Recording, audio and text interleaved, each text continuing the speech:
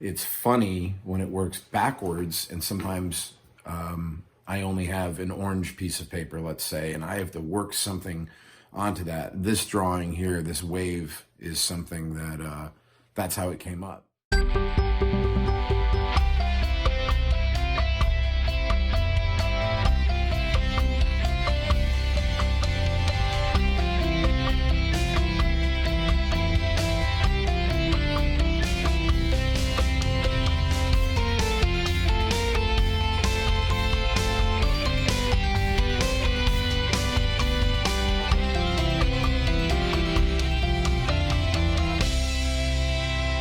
Drawing here, this wave, is something that that's how it came up, because I was like, all I had left was this orange piece of paper. I'm like, well, what's up, guys?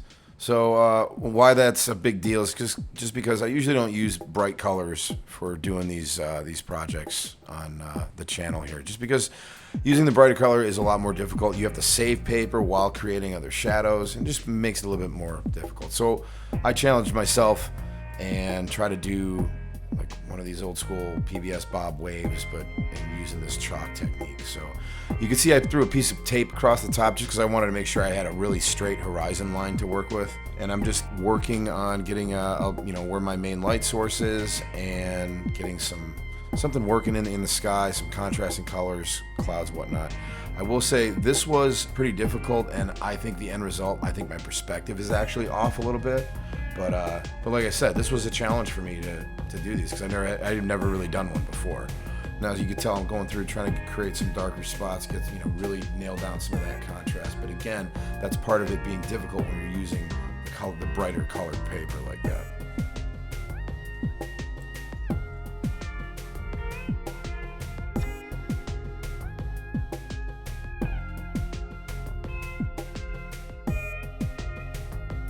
Again, I'm drawing from my shoulder, make those to make those lines, and make those swooping motions for those clouds.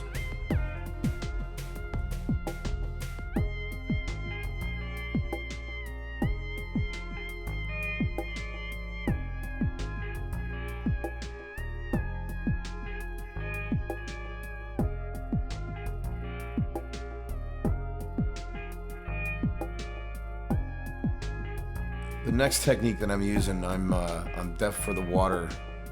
I'm definitely using where I scraped off the chalk onto the board next to me, and I'm using a towel, paper towel, to kind of pull in from the edges. Work your way in, save that paper in the middle, save your light source. Off camera, I'm scraping this down.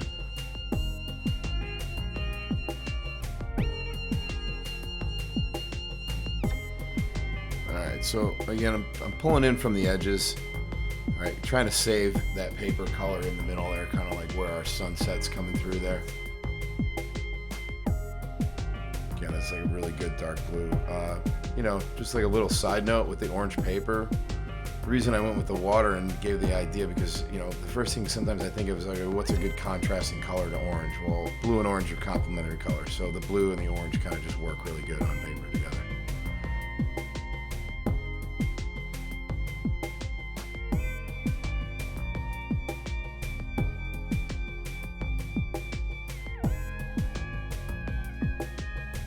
Kind of just some more background waves, but now I've got where my foreground wave is. I'm kind of riding on the shoulders here of how PBS Bob used to make his waves. I mean, a lot of traditional painters do this like this, but trying to create that contrast and that light, kind of that translucency, and that wave where it's like coming over the top. There's a lot of layers going on within this layer, just how I'm overlapping it a lot. And again, this is a learning process for me too. As you see, I kind of backtrack a few times.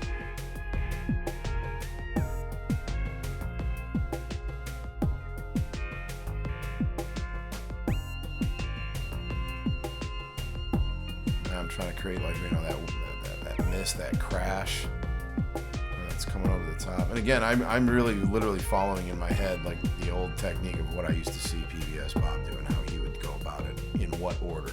Because within each individual layer, this is a very complicated layer. So within that layer, there is probably 7 or 8 different layers and a process that you have to work in order to make something like this work. putting these together, and like we've been saying and kind of preaching through this, is that these techniques are universal throughout any art medium. They really are. And the chalk is just something that makes it simple. Everybody can go out and get these. You guys can go out and get all your own stuff. Probably about $20 and start doing this, today, with some really good materials that I even use.